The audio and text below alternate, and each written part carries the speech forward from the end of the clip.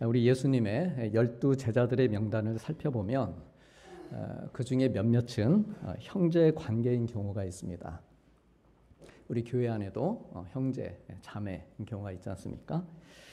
베드로와 안드레가 형제이고 또 오늘 본문에 등장하고 있는 야고보와 요한도 형제입니다. 특히 19절 말씀에 보면은 야고보와 요한을 세베대의 아들들이다 이렇게 소개하고 있습니다. 또한 야고보의 이름이 먼저 나오는 것으로 보아서 야고보가 형이고 요한이 동생이었음을 짐작할 수 있습니다. 또 굳이 이 비교를 한다고 하면 베드로와 안드레의 아버지의 이름은 성경에 기록되어 있지 않지만 야고보와 요한의 아버지는 세베대라고 하는 이름으로 오늘 말씀에 분명히 언급되고 있습니다. 야고보와 요한의 직업은 베드로와 안드레처럼 어부였습니다. 그런데 단순히 물고기 몇 마리 낚는 어부가 아니었습니다. 그들은 아버지 세베대가 운영하는 비교적 큰 규모의 어업 사업에 소속된 장차 가업을 이을 사람들이었습니다. 특히 오늘 본문은 야고보와 요한의 아버지 세베대가 상당한 재력가였을 가능성을 보여줍니다. 우리 다 함께 마가복음 1장 19절 20절 말씀을 화면으로 처음부터 같이 보시겠습니다. 예수께서 세베대의 아들 야고보와 그 형제 요한을 보시니 그들도 배에 있어 그물을 깁는데 곧 부르시니 그 아버지 세베대를 통꾼들과 함께 배에 버려두고 예수를 따라가니라. 야고보와 요한이 예수님을 따를 때 자기 아버지를 품꾼들과 함께 버려두었다라고 했습니다. 따라서 이 말씀을 통해 우리는 세베대에게는 고용된 일꾼들이 있었다는 것을 알 수 있습니다. 그리고 이 사실에 비추어 볼 때 좀 전 앞서 언급한 것처럼 세베대는 단순한 어부가 아니라 여러 척의 배를 소유하고 또 일꾼을 거느릴 정도로 그렇게 규모 있는 어업을 운영하는 부유한 사람이었던 것을 알 수 있습니다. 세베대가 부유했을 것이라는 또 하나의 단서는 요한복음에서도 찾아볼 수 있습니다. 우리 함께 요한복음 18장 15절 같이 보시겠습니다. 시몬 베드로와 또 다른 제자 한 사람이 예수를 따르니 이 제자는 대제사장과 아는 사람이라. 예수와 함께 대제사장의 집들에 들어가고. 요한복음을 우리가 읽었습니다. 좀 전에 요한복음의 저자는 세베대의 오늘 말씀에 나오는 세베대의 둘째 아들 요한입니다. 그는 훗날 우리가 잘 알고 있듯이 사도가 되어서 요한복음과 요한 1, 2, 3서 그리고 요한계시록을 기록한 인물입니다. 그물질을 하면서 물고기를 잡던 그 청년이 이젠 예수님의 제자가 되어서 하나님의 말씀을 기록하는 그런 사도가 된 것입니다. 흥미로운 점은 요한은 요한복음을 기록하면서 자기의 이름을 직접적으로 드러내기보다 제3자의 시점으로 주께서 사랑하시는 제자 또는 또 다른 제자라고 그렇게 표현을 한 것입니다. 예를 들면 요한복음 13장 23절에 보면 예수의 제자 중 하나 곧 예수님께서 사랑하시는 자가 예수님의 품에 기대어 누웠다라고 하는 기록이 있는데요. 여기에서 이 예수님께서 사랑하시는 자는 바로 요한 자신을 가리켜 하는 말입니다. 그래서 앞서 읽었던 말씀에 또 다른 제자로 기록된 인물이나 좀 전 말씀에 예수님께서 사랑하시는 자가 요한이라는 것을 우리가 알 수 있는데 그가 누구와 아는 사이였다는 겁니까? 네, 대제사장과 아는 사이였다. 이렇게 기록하고 있습니다. 당시 대제사장은 종교 지도자일 뿐만 아니라 사회적으로도 매우 높은 위치에 있는 인물이었습니다. 이스라엘의 종교 지도자가 크게 두 라인이 있습니다. 바리새파와 사두개파가 있는데 바리새인들은 로마 정부와 좀 긴장 관계가 늘 있었습니다. 반면에 주로 사두개인으로 구성된 제사장들은 친로마적인 그런 성향을 띠고 있었습니다. 그래서 그들은 로마의 힘을 배경으로 상당한 권력과 영향력을 누리고 있었습니다. 그리고 그 권력을 행사해서 빌라도의 허락하에 예수님을 그래서 십자가에 또한 못 박을 수 있었던 것입니다. 그런데 바로 그러한 대제사장과 가까웠던 사람이 요한이었다라고 하는 것이죠. 따라서 예수님의 입장에서 요한은 껄끄러울 수도 있는 사람이었습니다. 언제든 예수님을 배반하고 대제사장 세력에 팔아넘길 그 가능성이 현실적으로 가룟 유다보다도 훨씬 높은 인물이 요한이었다라고 하는 것이죠.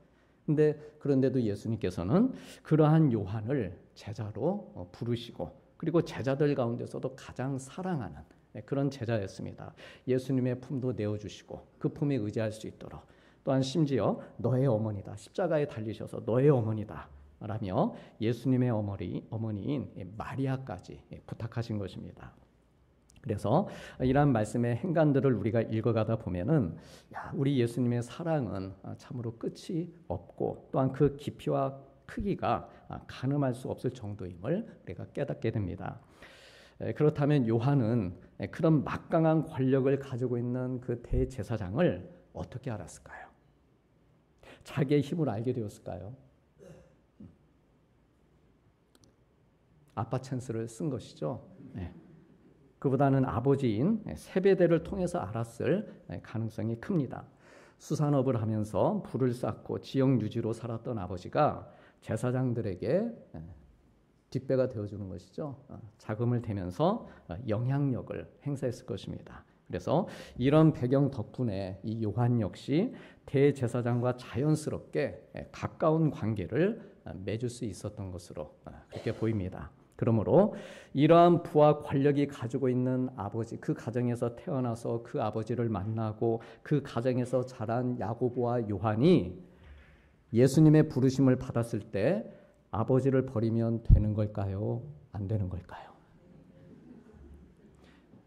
우리 이 본문을 보면서 아버지를 버려두고 떠났다. 이 말씀을 보면서 그 아버지 불쌍해서 어떻게 나쁜 놈들 그렇게 생각하는데 실은 불쌍한 사람은 걱정을 해야 될 사람은 아버지가 아니라 야고보와 요한이라는 것이죠. 아무것도 없이 그냥 떠나버린 것이죠. 아버지는 걱정 안 해도 됩니다. 얼마든지 잘 살 수 있습니다. 아버지에게 받아 누릴 것이 가득 쌓여 있는 이들이었습니다. 하지만 그런데도 예수님의 부르심을 받자마자 아버지 세베대를 일꾼들과 함께 배에 남겨두고 예수님을 떠난 것입니다. 이것은 굉장한 결단입니다. 무언가 많이 가진 사람이 예수님의 제자가 된다는 것은 쉬운 일이 아닙니다. 지식이 많고 물질이 풍요하고 명예와 권력의 정점에 서 있는 그런 사람들은 그만큼 의지할 것이 많은 사람들입니다. 이거 아니어도 또 다른 걸 의지할 수 있는 그런 사람들이죠. 근데 이런 사람들이 자기를 부인하고 자기가 가진 것들을 내려놓고 주님을 따르는 일은 쉽지 않은 일이지만 또한 그만큼 참으로 귀하고 값진 일입니다. 그런데 이 야고보와 요한이 바로 그 일을 했다라고 하는 것이죠. 그래서 바로 이 장면이 오늘 말씀의 주인공으로 소개하고자 하는 야고보가 예수님의 제자로서의 삶을 시작하는 출발점이었습니다. 베드로와 안드레 형제와 야고보와 요한 형제를 비교해 보면은요 흥미로운 점을 발견할 수 있습니다. 먼저 베드로와 안드레는 형제죠. 형제임에도 서로의 성격과 스타일이 전혀 달랐습니다. 같은 엄마 뱃속에서 낳았는데도 다릅니다. 나중에 다시 나눌 기회가 있겠지만 안드레는 조용하고 차분한 그런 성격입니다. 1대1로 만나는 것과 친근한 대화를 좋아하는 사람이었습니다. 반면에 형인 베드로는 다혈질에 가까웠고 뭔가 툭 튀는 거를 또 좋아했고 그래서 막 바닷물이 있는데도 막 튀어나가죠. 그런 성격, 1대1보다는 많은 사람을 대상으로 하는 일을 선호하는 그러한 스타일이었습니다. 그래서 사도행전에도 보면 그의 설교를 듣고 3,000명이 세례를 받기도 했는데 그 정도로 베드로에게는 많은 사람들 앞에 서서 말하고 하는 그런 일들이 자연스럽고 자유로운 그런 성향의 사람이었다는 것을 우리가 알 수 있습니다. 어쨌든 베드로와 안드레는 성향이 달랐던 탓에 형제임에도 불구하고 함께 다니는 모습이 성경에 보면 이 두 형제가 같이 다녔단 말이 거의 아예 보이질 않습니다. 형제이지만 각자 따로따로 활동하는 경우가 많았습니다. 반면에 야고보와 요한은 마치 한 세트처럼들 함께 행동을 합니다. 그래서 이걸 보면 두 사람이 같은 성향을 뭔가 서로 잘 맞으니까 그러는 것이죠. 같은 성향을 가졌다는 것을 우리가 짐작할 수 있습니다. 그래서 이 형제에게는 별명도 같습니다. 따로따로 별명이 있는 게 아니고 똑같이 별명도 보아너게라고 하는 같은 별명이 붙여졌는데 이는 우레의 아들들 혹은 천둥의 아들들이라는 뜻입니다. 좋게 말하면 굉장히 열정이 많고 뜨거운 사람들이고 나쁘게 말하면 성격이 불같았다라고 하는 말입니다. 목소리도 크고 쉽게 흥분하는 형제가 야고보와 요한이었습니다.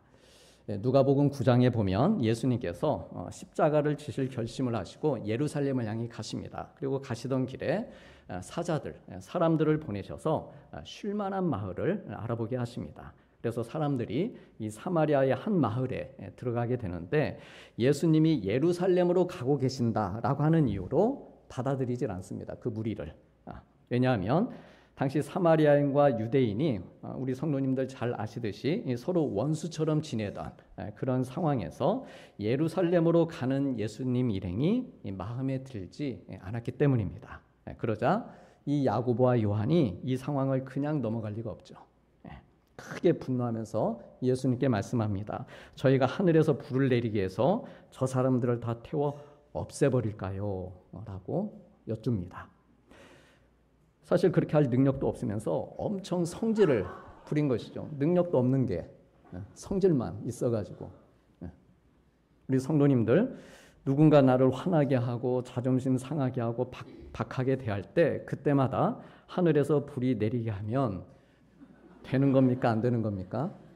아마 이 자리에 남아있는 사람 하나도 없을 겁니다. 피차가네. 그런데 야고보와 요한 형제는 그렇게 하는 것이 너무도 당연하다고 생각하는 그런 사람들이었습니다. 이들의 별명을 아까 말씀해 보면 예수님께서 지어주셨다라고 했습니다.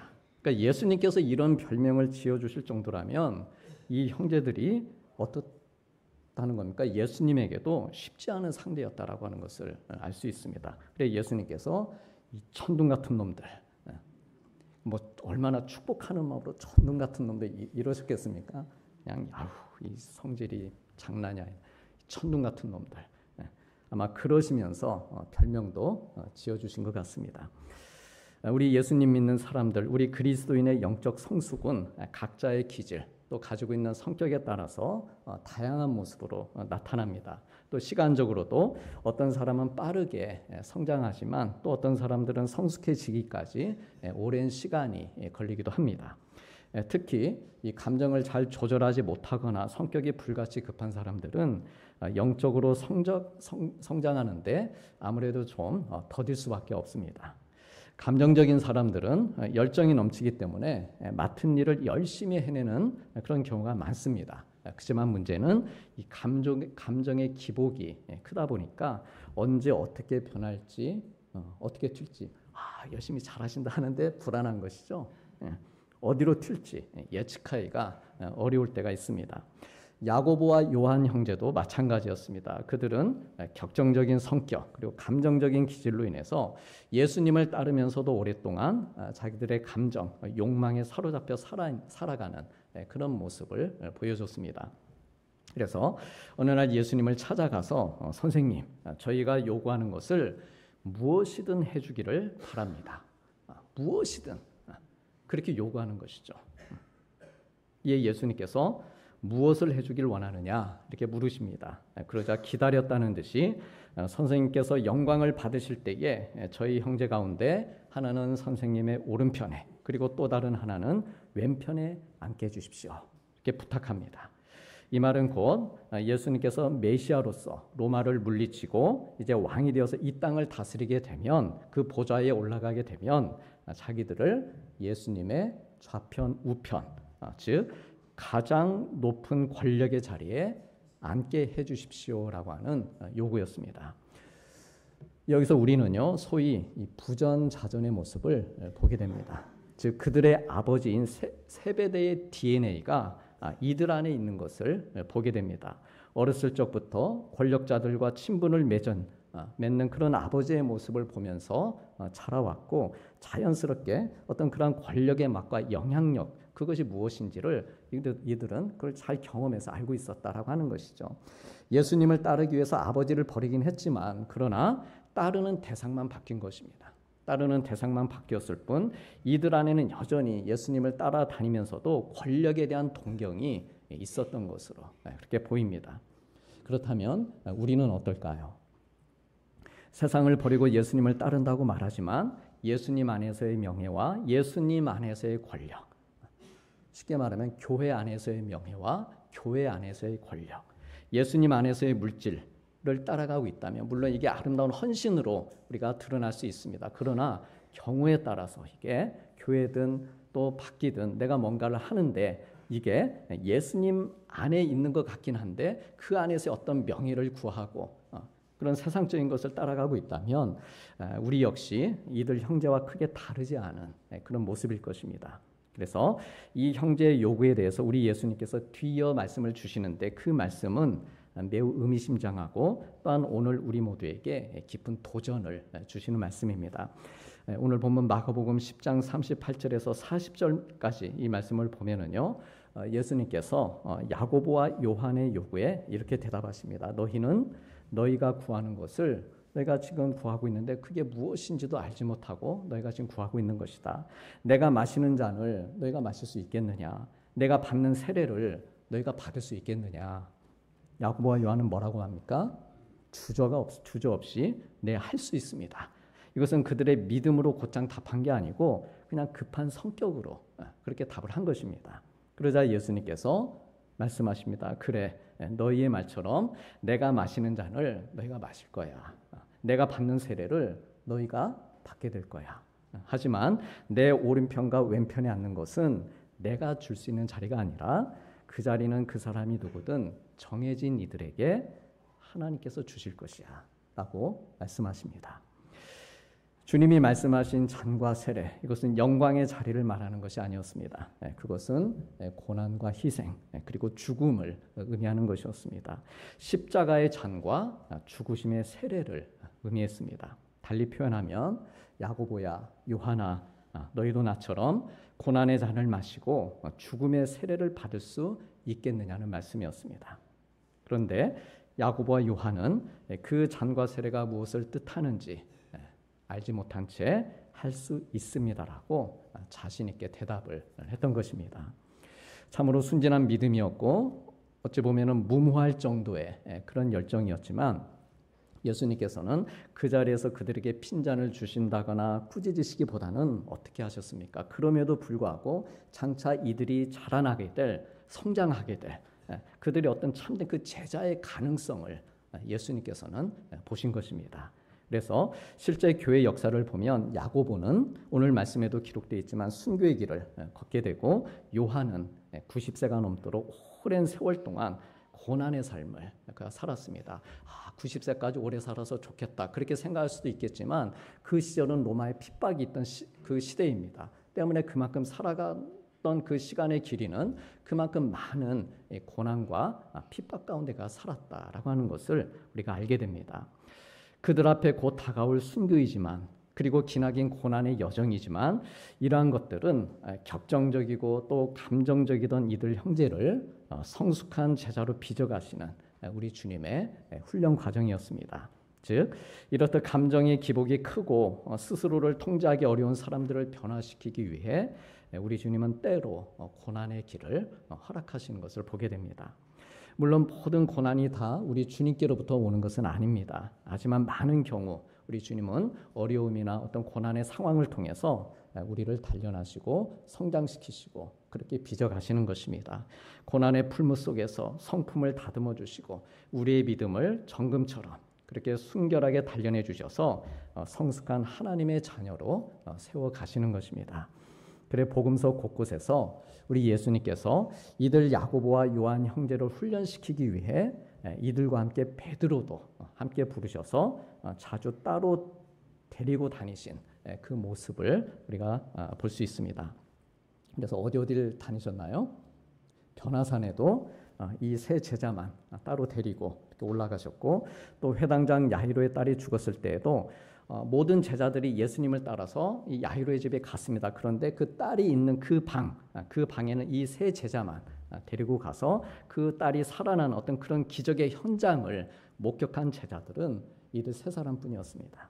또한 겟세마네 동산에서 기도하실 때에도 이 제자들을 더 깊이, 이 세 제자를 더 깊이 데리고 들어가셔서 기도하라, 깨어서 기도하라, 이렇게 말씀하셨습니다.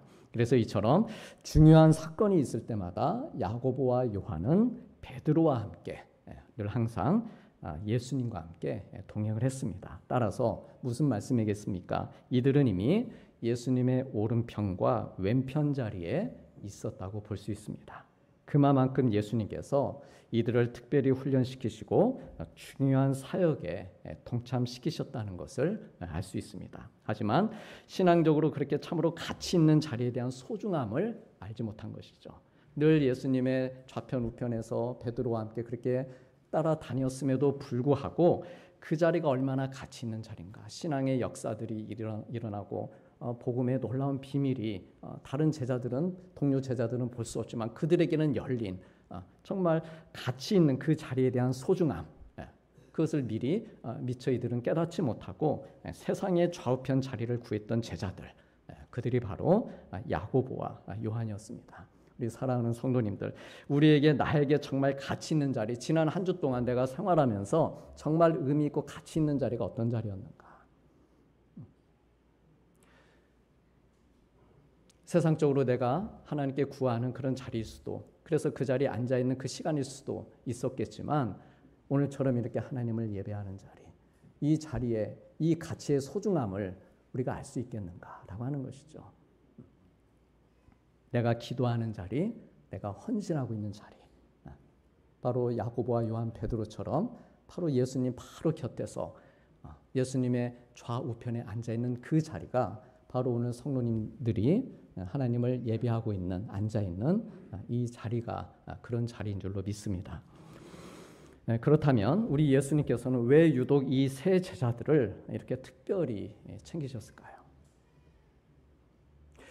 이런 생각도 합니다. 이렇게 특별히 챙기셨는데 제자들 안에 분란이 일어났는가?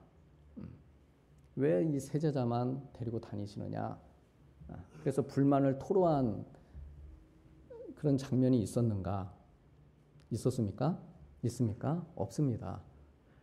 그것은 제자들이 그 상황에 대해서 납득이 되거나 오케이, 한편으로는 인정했다, 그런 방증일 수도 있습니다. 이 질문에 대해서 왜 예수님은 유독 이 세 제자들을 이렇게 특별히 챙기셨을까? 이 질문에 대해 흥미로운 해석을 제시하는 학자들도 있습니다. 그것은 이 세 제자가 말씀드렸듯이 기질이나 성격상 주님이 보시기에 위태롭게 보이는 거예요. 그래서 그들을 특별히 더 훈련시키기 위해 데리고 다니셨다는 그런 시각입니다.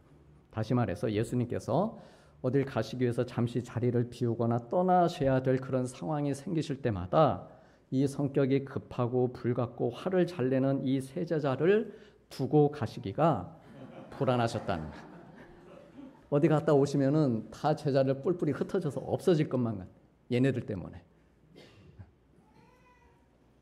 다른 제자들은 두고 가셔도 안드레 같은 애들, 빌립 같은 애들, 나다나엘 같은 애들, 늘 무화과 나무 아래에서 성경 읽는 거 좋아하고 조용히 지내는 아이들, 걔네들은 예수님께서 어디를 다녀오셔도 자기들끼리 알아서 잘 지내는 것이죠.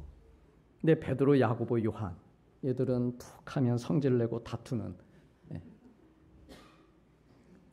모릅니다. 우리 성도님 가운데 저랑 어디 함께 가시죠.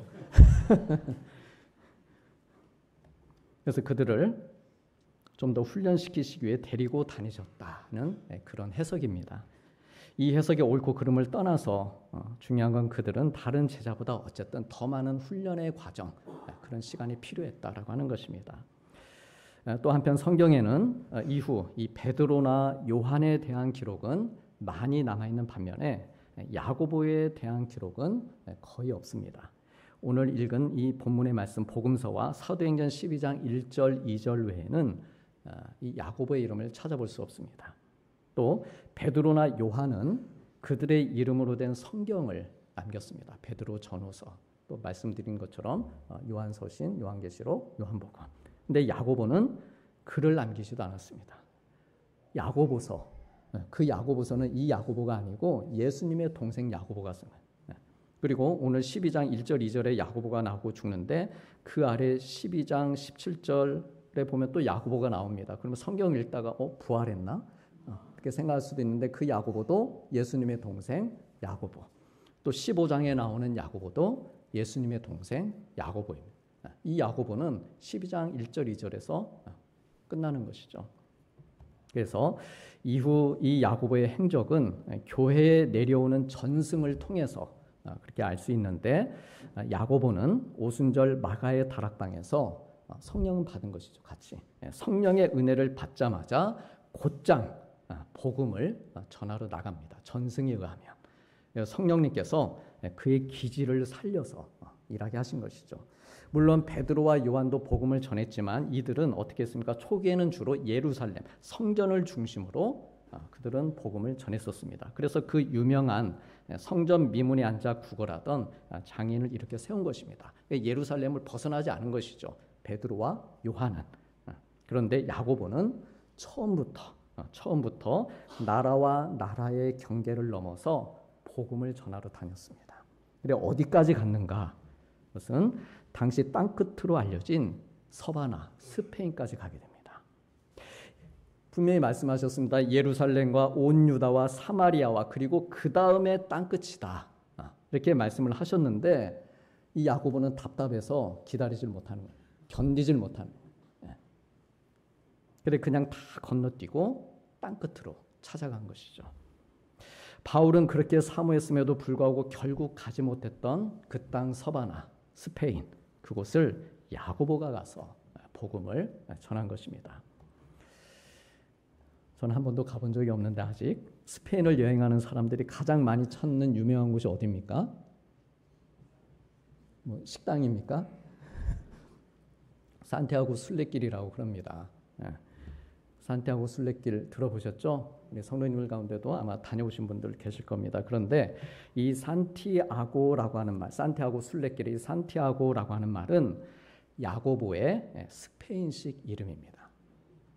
그러니까 산티아고라고 하는 저 단어를 보시면은 세는 스페인어로 거룩한 사람, 성인 뭐 이런 뜻이고, 이아고 이거는 역시 야고보라고 하는 이름의 고대 스페인어식 표현이다. 이렇게 말을 합니다. 그래서 스페인에 있는 그 스페인 카톨릭 교회가 야고보를 수호 성인으로 모시는 것이죠. 성인, 수호 성인, 우리나라를 지켜주는 수호 성인은 야고보다. 그렇게 모시고 이 산티아고 순례길, 즉 성인 야고보의 순례길을 만든 것입니다. 그리고 이 순례길의 종착지가 바로 이 야고보 사도의 무덤이 있다고 전해지는 이 산티아고 데 콤포스텔라인데요. 저 사진에 보시면은, 그러니까 오른쪽 사진을 보시면 맨 위에 뭐 북쪽 길, 영국 길, 저 아래 오른쪽 아래 보면 프랑스 길, 뭐 남동북 길, 포르투갈 길, 그다음에 해안길 이렇게 다 보이시죠? 예. 근데 저 길이 다 어디로 가게 돼 있냐? 산티아고 데 콤포스텔라.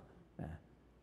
그래서 왼쪽 그림으로 보시면은 저 바다 끝까지 거의 가 있는 그곳을 향해서 이 야고보의 무덤이 있다고 알려진 이 그곳까지, 그곳을 향해서 이제 가게 되는 것입니다. 그래서 오늘날 많은 순례자들이 이곳을 향해 순례길을 떠나서 이제 그 야고보 교회입니다. 그래서 이제 야고보고 또 그 교회 아주 화려하게 잘 지어놨더라고요. 근데 야고보 사도 이 무덤을 참배함으로써 거기까지 해야 순례 여정을 마치는 거다라고 하는 것이죠. 우리 다녀오신 분들 저기까지 가셨나 모르겠습니다. 저기까지 만약에 안 가셨다면 다시 가셔야 됩니다. 예. 우리 다 함께 사도행전 12장 1절 2절 말씀 같이 보시겠습니다. 그때에 헤롯 왕이 손을 들어 교회 중에서 몇 사람을 해하려 하여 요한의 형제 야고보를 칼로 죽이니. 역사가 요세푸스의 증언에 의하면 야고보는 목이 베어서 순교하는 그 마지막 순간까지 예수 그리스도의 복음을 전하고 있습니다.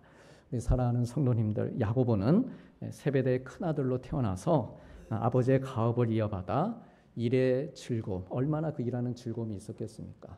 그 일의 즐거움과 부와 명예를 누리면서 평범하고 무난한 삶을 살 수도 있었습니다. 그러나 그가 아버지를 떠났다라고 하는 말은 자기 인생의 주인이 바뀌었다는 것을 의미했습니다. 예수님을 만나고 주님의 말씀을 들으면서 또 그 3년이 지나가면서 얼마든지 아버지에게로 다시 돌아갈 그런 기회도 있었지만 그러지 않은 것이죠. 아버지가 자기 인생의 주인이 되어줄 수 없다. 가업도 명예도 대제사장과의 친분도 내 인생의 주인이 아니다. 오직 살아계신 하나님의 아들 예수님이 예수님만이 자기 인생의 주인이심을 고백하며 사도의 길을 걸은 것입니다.